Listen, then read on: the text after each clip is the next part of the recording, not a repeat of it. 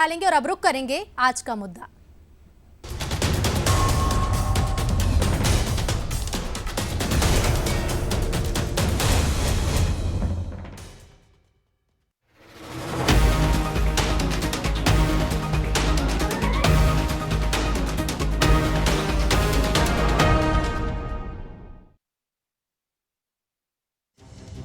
छत्तीसगढ़ में सत्ता से बेदखल बीजेपी के केंद्रीय नेतृत्व ने जो कमाल 2023 विधानसभा चुनाव में दिखाया, वही कमाल अब 24 में भी नजर आने लगा है। 23 में खुद पीएम मोदी, अमित शाह, जेपी नड्डा समेत दर्जन भर केंद्रीय मंत्री और मुख्यमंत्रियों ने मोर्चा संभाला,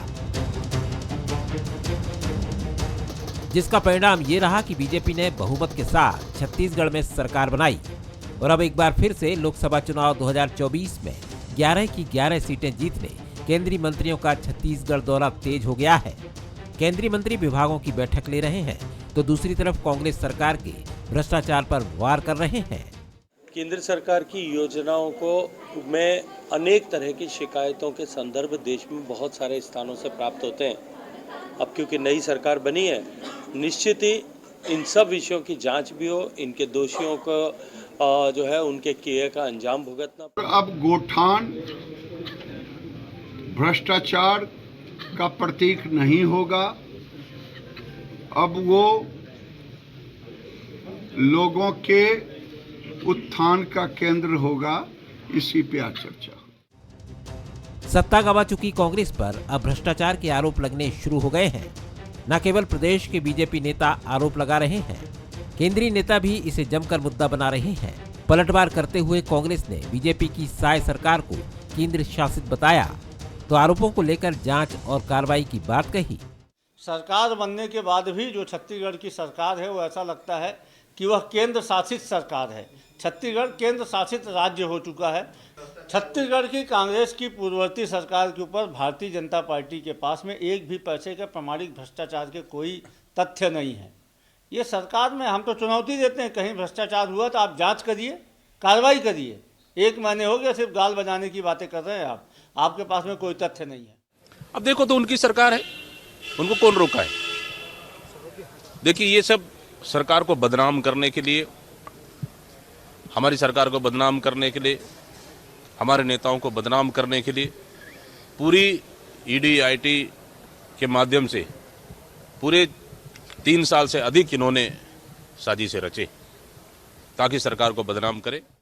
लोकसभा चुनाव को लेकर अब कुछ ही महीने का वक्त बचा है। जीत के दावे भी सुनने को मिल रहे हैं। बीजेपी से केंद्रीय नेताओं ने मोर्चा खोल दिया है तो कांग्रेस भी भारत जोड़ो यात्रा के बूते अपनी मौजूदगी दर्ज कराने की तैयारी में है।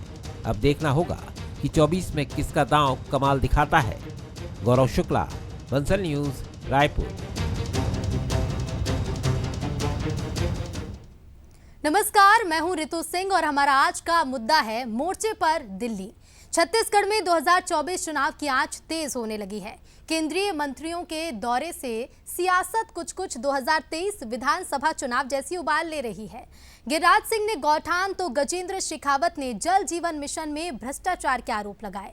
इधर कांग्रेस भी भारत जोड़ो न्याय यात्रा से 2024 की तैयारी को धार दे रही है। आज का मुद्दा में हम इसी पर चर्चा करेंगे और 3 मेहमान भी हमारे साथ जुड़ रहे हैं। राम अवतार तिवारी जी जुड़ रहे हैं, वरिष्ठ पत्रकार हैं। छत्तीसगढ़ बीजेपी के नेता परेश बागबाहरा जी जुड़ रहे हैं और छत्तीसगढ़ कांग्रेस प्रवक्ता अभय नारायण राय जी जुड़ रहे हैं। आप तीनों का ही स्वागत है बंसल न्यूज पर। और सबसे पहले राम अवतार जी, आपके पास में आ रही हूँ। देखिए, सीनियर लीडर्स पहुंच रहे हैं। 2023 में भी ये लीडर्स पहुंचे थे और परिणाम बीजेपी के पक्ष में गया था। हालांकि जब भी हम सीनियर लीडर्स की बात करते हैं चुनावी समय में, तो 2023 में कांग्रेस के लीडर्स भी पहुंचे थे, परिणाम बीजेपी के लीडर्स का निकला। लेकिन इस बार 2024 से पहले जिस तरह से केंद्रीय मंत्री पहुंच रहे हैं छत्तीसगढ़ के दौरे पर, इस पर सियासत शुरू होती दिखाई दे रही है। केंद्र में और राज्य में एक ही पार्टी की सरकार है। ऐसे में दोनों पार्टी समन्वय के साथ काम करके प्रदेश के विकास की गति को तेज ले जाएंगे, ऐसी उम्मीद आम जनता को है। इसलिए भारी बहुमत से भाजपा को जिताई है। अब जो जिस तरह के भ्रष्टाचार की बात उठ रही है, इन भ्रष्टाचार की जांच भी बहुत सख्ती से होनी चाहिए। कई जो खुलासे नहीं हुए थे वो खुलासे होनी चाहिए, लोगों की गिरफ्तारी होनी चाहिए। जी जो काम रुक गए थे, बाधित थे, वो काम में गति आ जाए, जी एजेंसियां सक्रिय हो जाए, तो एक डबल इंजन की सरकार एक दूसरी तेज गति से चलेगी, ऐसी उम्मीद है। इस उम्मीद के साथ निष्पक्षता रहेगी, निष्पक्षता के साथ गति आएगी, फंड की कमी नहीं आएगी। तो कई अभी सरकार है, केंद्रीय मंत्री आ रहे हैं और राज्य और केंद्र के बीच अच्छा समन्वय से विकास की गति, जो रुकने के आरोप लगते हैं वो आरोप को गति मिलेगी। जल्दी से जल्दी योजनाओं का लाभ होगा। जैसा जल जीवन मिशन है, उसमें लोगों को पानी पहुँचे, अभी तक पानी की शुरुआत नहीं हुई है, तो कब तक पानी की शुरुआत हो जाएगी, लोगों को मिल जाएगा घरों में पानी, गांव तक पानी कैसे तेजी से पहुंच जाएगा, पानी का बचत कैसे होगा। तो जो विसंगतियां थी, जिन तरह के आरोप भाजपा लगाती थी विधानसभा से लेकर सड़क तक जल जीवन मिशन के मामले में, अब वो आरोप लगाने का समय खत्म हो चुका है।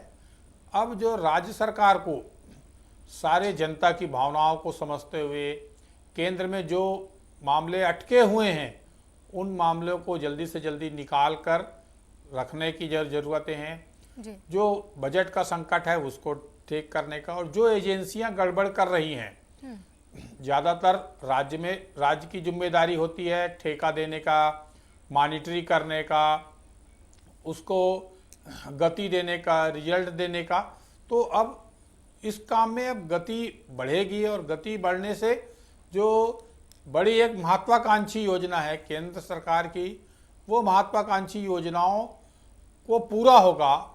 और जल जीवन मिशन जो देश भर में चल रहा है, आज छत्तीसगढ़ में उसकी गति पिछड़ी हुई है।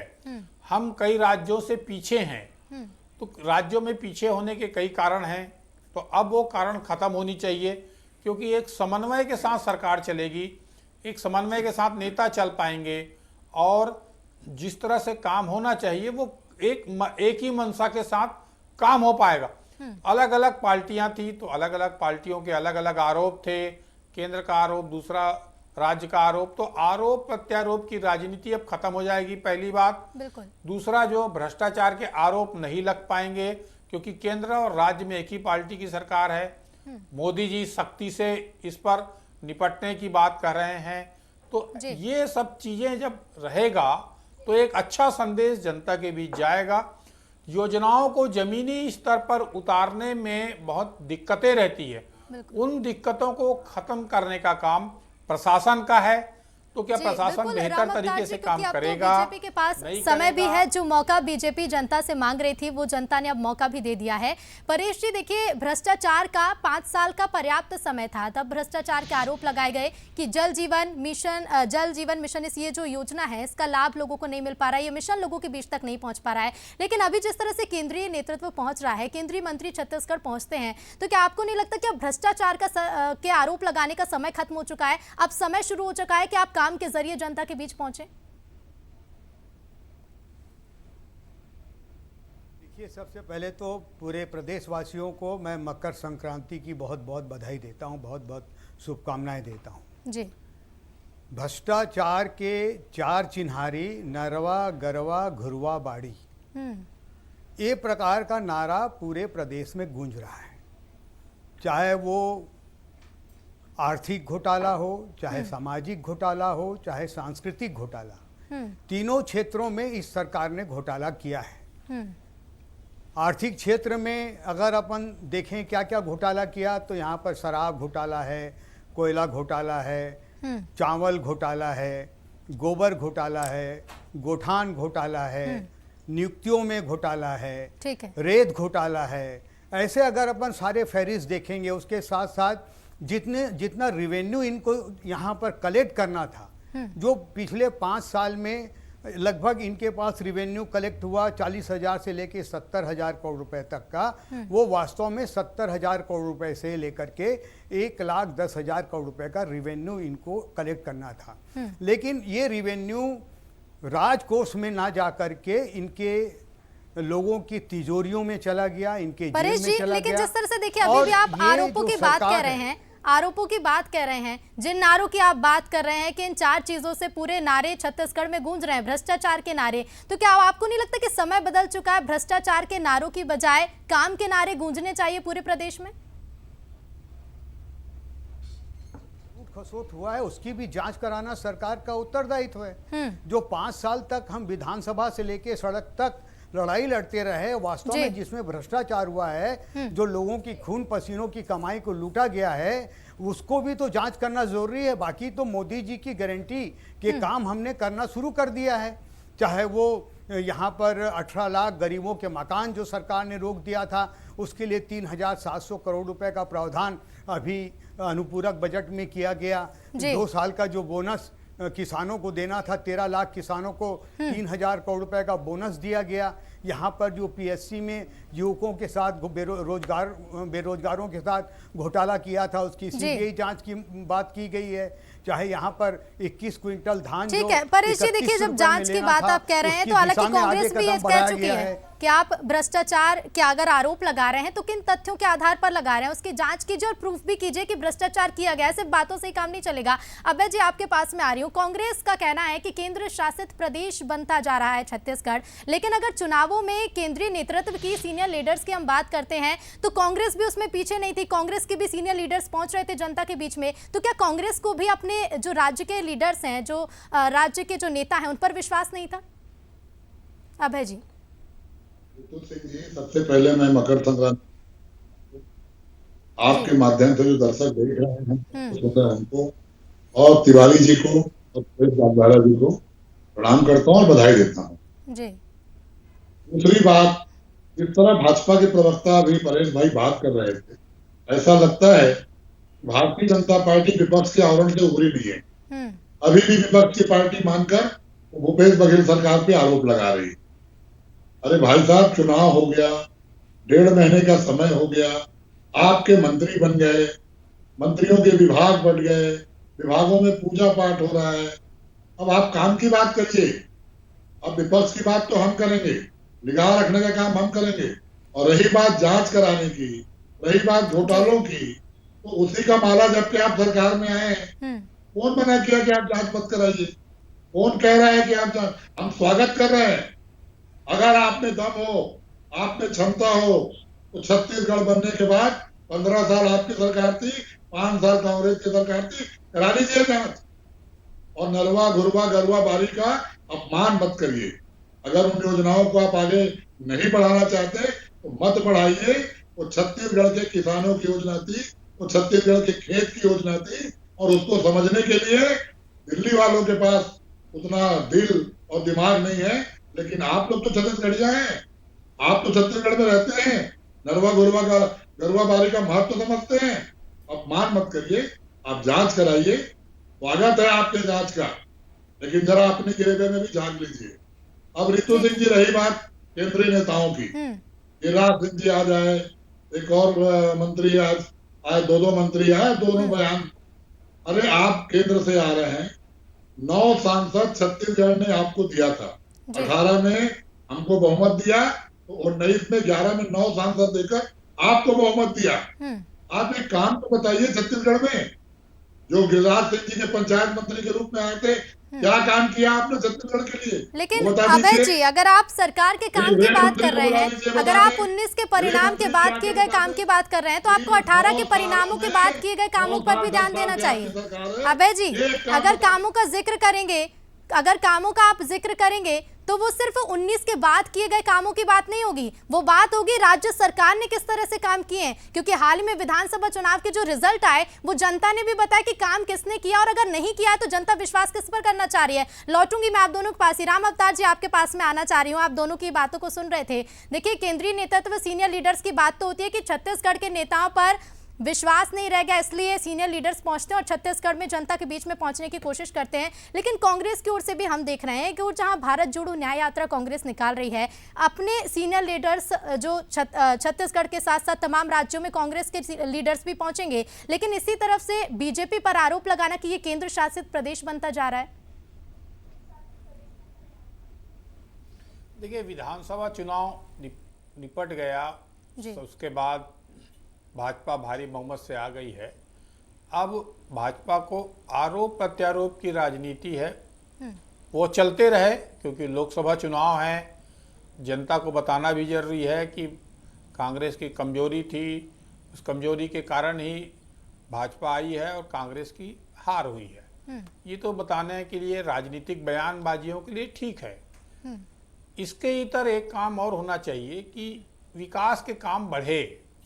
हम अब लोकसभा चुनाव में भिड़ जाएंगे, लोकसभा चुनाव के कारण फिर आरोप प्रत्यारोप की राजनीति होगी, वो भी ठीक है, परंतु काम कब होगा? जो बेसिक काम है, जो अच्छी अच्छी योजनाएं हैं, केंद्र की भी बहुत सारी अच्छी योजनाएं हैं, राज्य की भी बहुत सारी योजनाएं हैं, उन योजनाओं को पहुंचाने की जिम्मेदारी सफलतापूर्ण अब भारतीय जनता पार्टी की है, क्योंकि भारतीय जनता पार्टी सरकार में है, पूर्ण बहुमत में है, प्रशासन में ऊर्जावान लोग हैं, बैठे हैं। तब अब आरोप प्रत्यारोप अब भी अगर चलता रहा तो ये एक राजनीतिक तरीके से सब चीज को सोचेंगे तो प्रशासन काम कैसे करेगा और प्रशासन का काम में शक्ति कैसे आएगा? मान लो भ्रष्टाचार हुआ है जी, तो भ्रष्टाचार के लोगों को जल्दी से जल्दी कार्रवाई होनी चाहिए। ये तो हम पिछले इतिहास अगर देखेंगे तो आरोप प्रत्यारोप की राजनीति तो बहुत चलती है, तीखे आरोप बयानबाजी चलती हैं, परंतु जो दोषी लोग हैं वो उनके पर कार्रवाई नहीं होती, वो बच निकलते हैं या छोटी मोटी कार्रवाई होती है।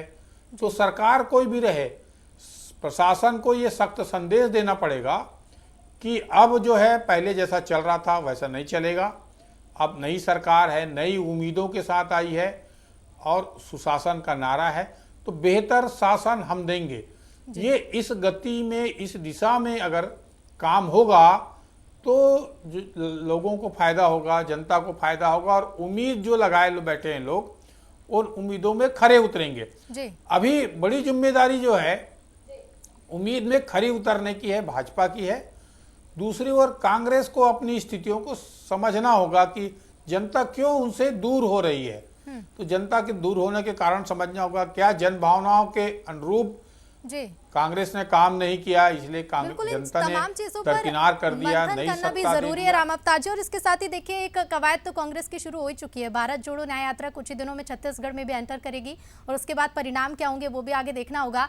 परेश जी आपके पास में आ रही हूँ। देखिए भ्रष्टाचार के तमाम आरोप आप लगा रहे हैं, हालांकि 5 साल का विपक्ष में रहते हुए अच्छा खासा वक्त था कि आप तमाम आरोप लगाइए, लेकिन अब क्या जांच की भी जाएगी या फिर सिर्फ आरोपों की बात की जाएगी? जांच की जाएगी, जांच हो रही है। देखिए यहाँ पर ईडी ने जांच किया, पिछले 8 महीने से इनके आईएएस अफसर जेल के अंदर हैं, इनके नेता जेल के अंदर हैं, उनकी बेल नहीं हो रही है। और ये जो जितने भी आरोप भाजपा ने लगाए हैं ये वास्तव में ये आपको देखने को मिलेंगे कि इस पे सब पे कार्रवाई हो रही है। उसके साथ साथ जो विकास का काम करना है, जो मोदी की गारंटी है वो भी तेजी से यहाँ पर चलेगा।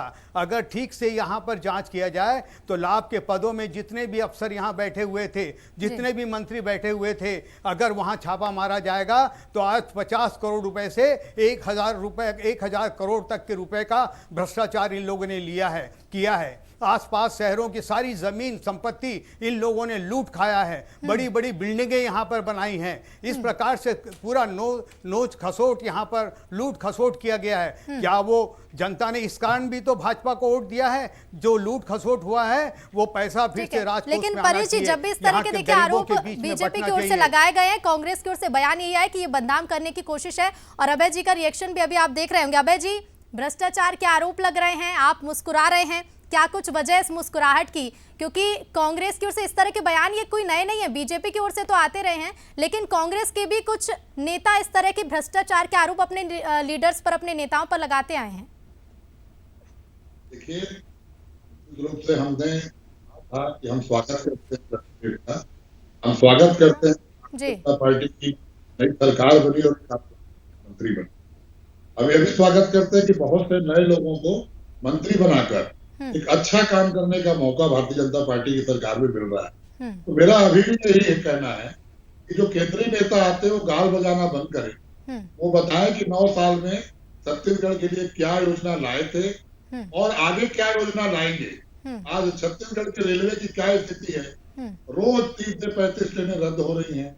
आज हरदेव जंगल की कटाई, लाखों पेड़ रोज काटे जा रहे हैं। सरकार बनी नहीं, शपथ ग्रहण हुआ नहीं, लेकिन कटाई चालू हो गई। लेकिन अभय जी, जब केंद्र के नेता पहुंचकर छत्तीसगढ़ में योजनाओं की बात करते हैं तो फिर कांग्रेस क्यों कहती है कि केंद्र शासित प्रदेश बनता जा रहा है? अगर आप कह रहे हैं कि आरोप मत लगाइए, आरोप की जगह आपने काम क्या किए हैं उन कामों को जनता के बीच रखिए, उसके बीच कामों के साथ जाइए, तो फिर केंद्र शासित प्रदेश होने के फिर आरोप क्यों? देखिए, जो रिमोट कंट्रोल और केंद्र शासित प्रदेश की बात हो रही है वो सच्चाई है। विभाग बनने से लेकर मंत्रियों के नाम तय होने तक का जो 15 दिन और 20 दिन का समय लगा जी, वो सब केंद्र के इशारे पर हुआ। और आज भी रिमोट कंट्रोल अमित शाह के पास है और दूसरा रिमोट कंट्रोल अडानी के पास है। अडानी को क्या खदान चाहिए, अडानी को कौन सा जंगल चाहिए, अडानी की रेल कैसे चलेगी, ये तमाम काम अमित शाह के रिमोट कंट्रोल से तय हो रहे हैं, ये दिख रहा है। फिर भी हम कह रहे हैं हम जल्दीबाजी में नहीं है। हम कोई ऐसा आरोप नहीं लगाएंगे जिससे जनता के बीच में कोई गलतफहमी पैदा हो। लेकिन लोकसभा का चुनाव है, मैं गिरिराज सिंह जी से और परमार जी से पूछ रहा हूं जो आज आगे गए हैं, 2 करोड़ रोजगार कहाँ है, महंगाई कहाँ कम हुई, डीजल पेट्रोल का दाम कहाँ कम हुआ, यात्री ट्रेनें कब चालू होंगी? ठीक है, इसका जवाब भी ले लेते हैं परेश जी। ठीक है, रायपुर का हवाई अड्डा कब चालू होगा? ठीक है अभय जी, जवाब भी ले लेते हैं। ठीक है, तमाम सवाल हैं लेकिन जवाब भी ले लेते हैं। परेश जी जल्दी से अपनी बात पूरी कीजिए। ठीक है अभय जी, लौटूंगी मैं आपके पास। परेश जी से जवाब भी ले लेते हैं। जी, हसदेव अभ्यारण्य का जो झाड़ काटने का जो परमिशन दिया गया था, ये इनकी सरकार ने दिया था और ये रिश्ता क्या कहलाता है अडानी के साथ ये जाने। और आज ये इस बात को असत्य कह रहे हैं कि हमारे समय में झाड़ काटने का काम हुआ है, जबकि इनके समय से झाड़ काटने का काम चल रहा है। उसके साथ साथ जो यहाँ पर केंद्र की योजनाएं हैं, जल जीवन मिशन, उसमें 50% तक कमीशन इन लोगों ने खाया और अगुणवत्तापूर्ण काम वहाँ पर किया। ये जो लोगों को जो घर घर नल का जो केंद्र सरकार की जो प्लानिंग थी वो उसका लाभ नहीं। आप अभय नारायण जी बीच में मत बोलिए, आप बोलेंगे तो फिर मैं भी बोलूंगा, मेरे को बोलने दीजिए। ठीक है, समय की कमी है परेश जी, जल्दी से अपनी बात खत्म करिए।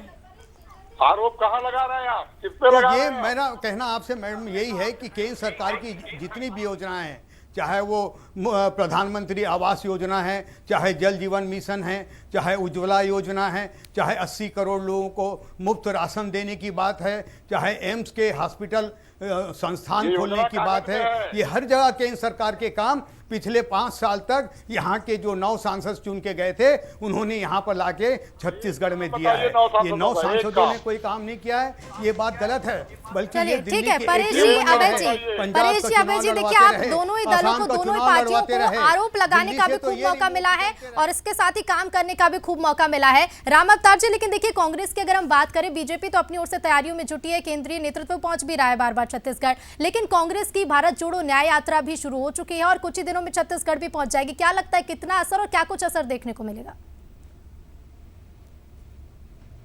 देखिए, न्याय यात्रा से कार्यकर्ताओं को सक्रियता से काम करने का मनोबल दे सकते हैं, मुद्दे दे सकते हैं और एक राजनीति में इस तरह के यात्राओं की महत्वपूर्ण भूमिका रहती है जी। और इसका भी कार्यकर्ता भी वो हैं, कुछ नाराज हैं, कुछ उदास हैं कांग्रेस के कार्यकर्ता, तो उन कार्यकर्ताओं को सक्रियता लाने, उनको मुद्दे देने, उनको फिर से काम में लगाने का एक बड़ा अवसर कांग्रेस नेतृत्व और स्थानीय कांग्रेस नेताओं को है जी। वो अगर एकजुट होके लड़ेंगे, एकजुट होके काम करेंगे तो निश्चित तौर पे उनकी पार्टी को फायदा हो सकता है। मैं इसके अलावा एक और बात करना चाहूँ, जितने भी भ्रष्टाचार के आरोप लग रहे हैं जी, उन भ्रष्टाचार के आरोप में एक समय सीमा होनी चाहिए। समय सीमा में अगर जांच पड़ताल हो जाए तो दोषी जेलों के भीतर जाएंगे, कोर्ट से सजा हो जाएगी जी। और मामले का उजागर, तो इस तरह के मामले को तेजी आना चाहिए। अभी तक अपन आरोप प्रत्यारोप की राजनीति की अपेक्षा सालों से लगाते आ रहे हैं, तो एक समय सीमा भी हो, जांच भी हो और जल्द से जल्द जांच कर उसका निराकरण भी किया जाए, ताकि जनता जो चाहती है कि विकास और विकास उनके बीच पहुंचे भी और दिखे भी, वो विकास भी जनता के बीच पहुंच सके। फिलहाल आप तीनों का ही शुक्रिया हमसे जुड़ने के लिए और इस चर्चा में भाग लेने के लिए। तो केंद्रीय नेताओं के छत्तीसगढ़ के दौरे जारी हैं, लेकिन इन दौरों पर सियासत भी खूब गरमाई हुई है। कांग्रेस की ओर से कई तरह के तंज भी कसे जा रहे हैं, तो बीजेपी भी भ्रष्टाचार के आरोप लगा रही है। लेकिन इसी बीच भारत जोड़ो न्याय यात्रा क्या कुछ कमाल छत्तीसगढ़ में दिखाएगी और लोकसभा में परिणाम किसके पक्ष में होंगे, ये भी देखना होगा। फिलहाल आज का मुद्दा में इतना ही। देखते रहिए बंसल न्यूज। नमस्कार।